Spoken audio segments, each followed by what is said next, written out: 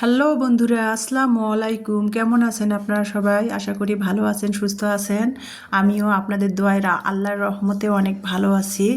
তো যেটা বলতেছিলাম, সকালবেলা আজকে তো রোজ শুক্রবার, সবাইকে জুমা মোবারক। সকালবেলা উঠলাম, আজকে যেহেতু শুক্রবার সেই জন্য আর কি ইলমার কোচিং প্রাইভেট নাই, স্কুল নাই, ইমানেরও কলেজ নাই। সকালবেলা উঠলাম 9টা বেজে, ঘুম থেকে উঠেই রান্নাঘরে এসে ভিডিওটা অন করে আমি চা বানাচ্ছি আর আপনাদের সাথে শেয়ার করতেছিলাম। তো এখানে গরুর দুধ দিয়ে চা বসিয়ে দিয়েছি ম্যাজিক চুলাতে, আর গ্যাসের চুলাতে একটু খুদ ভাজি করতেছি। কেউ বলে খুদ বিরান, কেউ বলে খুদে ভাপা। তো যাই হোক, আমি একটু খুদ বিরান করতেছিলাম। তো খুদটা আমি বাড়ি থেকে নিয়ে আসছিলাম, আমার ননদ দাঁত দিয়েছিল বাড়ির আর কি, বাড়িতে যে চাষ করা ধান সিদ্ধ করছিল সেখান থেকে আর কি ওনারা খুদ বের করছিল। খুদ বের করে ওনারা আর কি নিয়েছে খাওয়ার জন্য। মাঝে মধ্যে কিন্তু এগুলা নিয়ে ক্ষেতের যে চাষ করা যে ধান থেকে শুকনা সিদ্ধ করে ধান ভাঙায় খুদ বের হয়, সেই খুদগুলা কিন্তু ভাজি করে খেতে। এই যে এভাবে খুদের বিরান করতে মানে অনেক মজা লাগে। তো যাই হোক, এটাকে কে কী নাম বলেন আমি জানি না। অনেকে দেখি বলে যে খুদ ভাপা, আর অনেকে আবার বলে বউ খুদে, অনেকে আবার বলে খুদ বিরান বা খুদ ভাজি। যাই হোক, আমি খুদটা মানে 250 গ্রাম চাল, খুদের চালটা ধুয়ে আমি পানি আর কি 250 গ্রাম চাল 250 গ্রাম পানি দিয়েছি, দিয়ে খুদটা আমি সিদ্ধ করে নিলাম। একটু স্বাদ মতো লবণ দিয়েছি, 2-3টা কাঁচামরিচ ভালটি করে দিয়েছি, আর একটুখানি সামান্য 1 চিমটিরও কম কালারের জন্য হলুদ দিয়েছি, দেখতে সৌন্দর্যের জন্য। তো যাই হোক, বিরানটা হয়ে গেল আমার।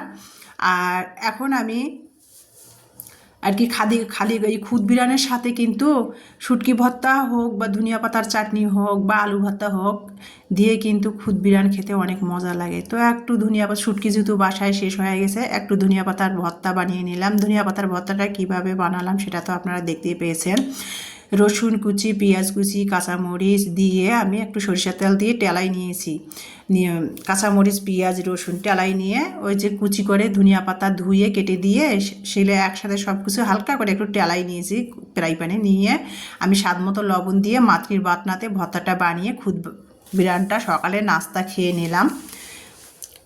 খেয়ে দিয়ে ওই যে রমজান সামনে আসছে, রমজান মাসে কি হয়, রান্নাঘরে যতই প্লাস্টিকের বয়াম কন্টেনার থাক না কেন, টুকিটাকি কিন্তু রমজান মাসে কিন্তু অনেক কিছুই লাগে। যত কিছুই থাক তারপরে শর্ট হয়ে যায়।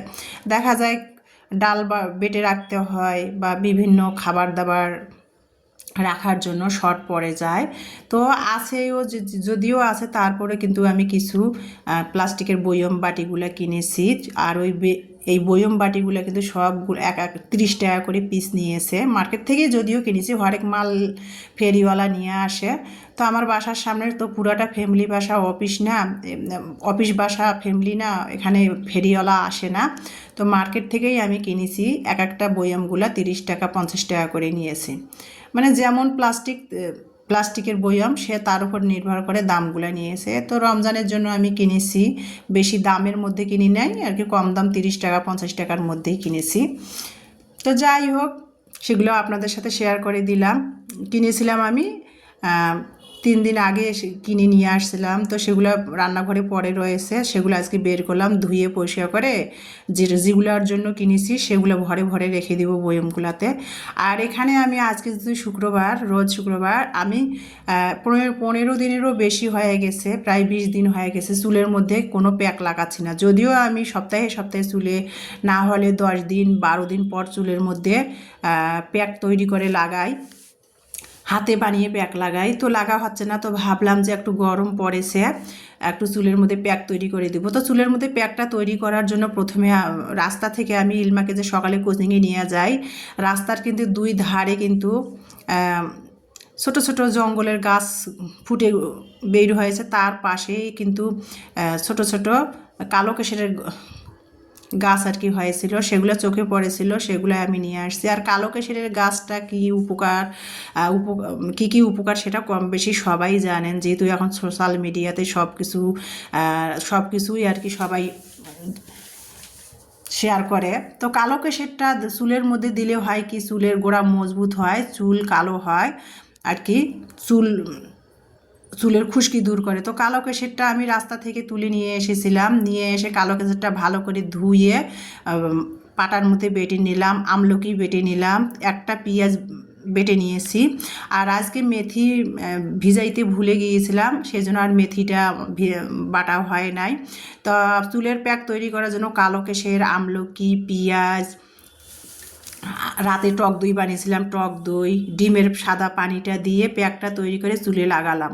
আর ইমানির জন্য ওর অনলাইন থেকে যে চুলের প্যাক কিনেছিল সেটা ইমানিকে আলাদা করে ওর চুলে লাগাই দিলাম। আর আমার চুলে আমি আমার হাতে বানা টোটকাগুলা চুলে লাগিয়ে দিলাম। আজ যেহেতু শুক্রবার শ্যাম্পু করবো, তো শ্যাম্পু করার আগে ভাবলাম যে চুলের একটু যত্ন করি।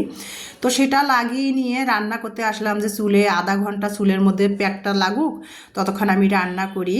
তো রান্না করার জন্য আমি এখানে কি করতেছি সেটা আপনাদের সাথে শেয়ার করি। তার আগে ওই যে বাড়িওয়ালা ভাইরা ছাদে তো রান্না করে, সেটা তো আপনাদের সবসময় কম বেশি ভিডিওতে বলি, চুলার মধ্যে ভাইয়েরা রান্না করে। তো আজকে ভাইয়েরা ভাইয়াদের বাগানের গাছের পেঁপে সবজি রান্না করবে। কাজের খালা কাটতেছিল, তো সেখানে খালা পেঁপে গাছ থেকে পেরে এনে সবজি রান্না করার জন্য কাটতেছিল। তো পেঁপে পেকে গেছে, পেঁপেগুলা পাক ধরেছে, পেঁপেটা খেয়াল করলে বুঝতে পারবেন আপনারা। তো আমি ইলমার জন্য একটু নিয়ে আসলাম। আর ওইরকম পাকা পেঁপে তো সবজি রান্না করলে সবজিটা মিষ্টি লাগবে, ভালো লাগবে না। তো আমি নিয়ে আসলাম ইলমার জন্য, নিয়ে এসে ভালো করে ধুয়ে ইলমাকে আমি সুন্দর করে পেঁপেটা কেটে দিলাম, পাকা পেঁপেটা। আর ইলমা পাকা পেঁপে পছন্দ করে না, আধ পাকা পেঁপে সেগুলো ইমানি পছন্দ করে। ওর বাবা যখন আমাদের সাথে ছিল, বাজার থেকে পাকা পাকা পেঁপে নিয়ে আসলে ওরা খেতে চায় না। আধ পাকা পেঁপে হলে ওরা সুন্দর করে বানিয়ে খায়, শুকনো মরিচ পুড়ে লবণ সরিষার তেল দিয়ে পেঁপে মাখালে ওরা খুবই পছন্দ করে, কিন্তু পাকা পেঁপে খেতে চায় না। তো সেটাই একটু ওদের বানাই দিলাম, রান্নার আগে বানিয়ে দিয়ে তারপরে মুরগির মাংস রান্না করলাম। ভাবলাম যে মাথায় প্যাক তৈরি করে দিলাম, অনেকটা সময় গেছে। মুরগির মাংস রান্না করলাম, প্রায় 1টা বেজে গেছি। মুরগির মাংসটা একটু নতুন আলু দিয়ে আর কি কীভাবে রান্না করলাম, কীভাবে সেটা তো আপনারা দেখতেই পেয়েছেন। আর তার সাথে আর কি সালাদ একটু বানিয়ে নিচ্ছি। তো সালাদটা বানাচ্ছি, শশা শেষ হয়ে গেছে, টমেটো ছিল, টমেটো আর গাজর দিয়ে সালাডটা বানাচ্ছি। ধনিয়া পাতা কুচি, কাঁচামরিচ কুচি, পেঁয়াজ কুচি, সরিষার তেল, স্বাদ মতো লবণ দিয়ে হাতের সাহায্যে সুন্দর করে সালাডটা মেখে নিচ্ছিলাম।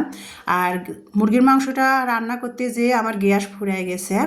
যখন মাংসটা কষাতে গেছি, মশলা কষায় মাংসটা কড়াইয়ের মধ্যে দিয়ে মশলার উপর দিয়ে কষাতে ধরলাম, তখন গ্যাসটা ফুরে গেল। গ্যাস শেষ হয়ে গেছে, গ্যাসকে আনা হয়েছে 2 মাস হয়ে গেছে, আমার গ্যাস শেষ হয়ে গেছে। এখন কি করার, ম্যাজিক চুলাতে তরকারিটা মানে আদা হওয়া হয়ে গেছে, তরকারিটা বাকিটা রান্না করে নিলাম ম্যাজিক চুলাতে। রান্না শেষে একটু ভাজা জিরার গুঁড়া ফ্লেভার ও স্বাদের জন্য ছড়াই দিলাম, দিয়ে মুরগির মাংসটা নামিয়ে নিলাম। আলু দিয়ে আজকে ঝাল ঝাল করে মুরগির মাংস ভুনা, টমেটো গাজরের সালাদ আর মসুরের ডাল পাতলা করে রান্না করা, ধনিয়া পাতা দিয়ে, বেশি করে ধনিয়া পাতা দিয়ে মসুরের ডালটা পাতলা করে রান্না করেছি, সেটা তো আপনি দেখতেই পাচ্ছেন। ভাত। তো এই যে আমাদের সাদা মাটা আর কি দুপুরের আয়োজন। যেহেতু মাথার মধ্যে চুলের মধ্যে প্যাক লাগিয়েছি, তো অনেকটাই লেট হয়ে গেছে, সেই জন্য আর কি এই যে মুরগির মাংস আলু দিয়ে একটু মাখা করে ঝাল ঝাল করে ভুনা করলাম, মসুরের ডাল, সালাদ। তা দুপুরে খাবারটা খাবো আর আপনাদের সাথে সেটা একটু শেয়ার করে দিলাম। তো এখন বাজে বিকাল 5:30, মানে মাগরিবের আজান হয়ে গেছে অনেক মসজিদে। তো ইমানি বলতেছিল ও নাকি আলুর চিপস খাবে, মানে এটাকে কি বলে জানি না, ফ্রেঞ্চ ফ্রাই বলে ইলমা বলতেছিল, আমি তো এগুলোর নাম বলতে পারি না। আমি ওরা কি এগুলা করে। তো ইলমা নিজে বলছিল নিজে বানাবে, ঘরের মধ্যে বড় বড় আলু ছিল, তো বলছে ফ্রেঞ্চ ফ্রাই খাবে। তো ফ্রেঞ্চ ফ্রাইটাই ইলমা নিজেই তৈরি করলো, আমি কেটে দিলাম। আর ইলমা এখন বসে আর কি ফ্রেঞ্চ ফ্রাইটা ভাজতেছে। তো ফ্রেঞ্চ ফ্রাইটা ভাজার জন্য আমি পাতলা করে আলুগুলো কেটে ধুয়ে নিলাম, তারপরে স্বাদ মতো লবণ দিলাম, হলুদ গুঁড়ো, মরিচ গুঁড়ো আর একটুখানি চালের গুঁড়ো দিয়ে ফ্রেঞ্চ ফ্রাইটা মেখে দিলাম। ইলমা বসে ভাজতেছে আর আমি অপর সাইডে দুধটা সেঁকে নিচ্ছি। ইলমাকে একটু কফি বানিয়ে দিব, ও দুধ খেতেই চায় না, ওকে একটু কফি বানিয়ে দিব। তো ফ্রেঞ্চ ফ্রাইটা ভাজা হয়ে গেলো, ইলমা সুন্দর করে ফ্রেঞ্চ ফ্রাইটা ভাজি করে নিল। এখন টমেটো কেচাপ দিয়ে ইলমা আমি ফ্রেঞ্চ ফ্রাইটা খাবো বিকালের নাস্তা। আর ইলমাকে ও দুধ খেতেই চায় না, ইলমাকে একটা মিনি প্যাকেট কফি কেটে ওর কাপের মধ্যে দুধ দিচ্ছি, ও দুধটা খাবে আর আমি একটু চা বানিয়ে নিয়ে চা খাবো। তো যাই হোক, খেতে ভিডিওটা আজকে আপনাদের মাঝ থেকে বিদায় নেব। আমার ভিডিওটা দেখার জন্য আপনাদের সবাইকে অসংখ্য ধন্যবাদ। নেক্সট ভিডিও দেখার সবাইকে আমন্ত্রণ জানিয়ে আজকে এখানে বিদায় নিচ্ছি। সবাই ভালো থাকবেন, সুস্থ থাকবেন। আল্লাহ হাফেজ।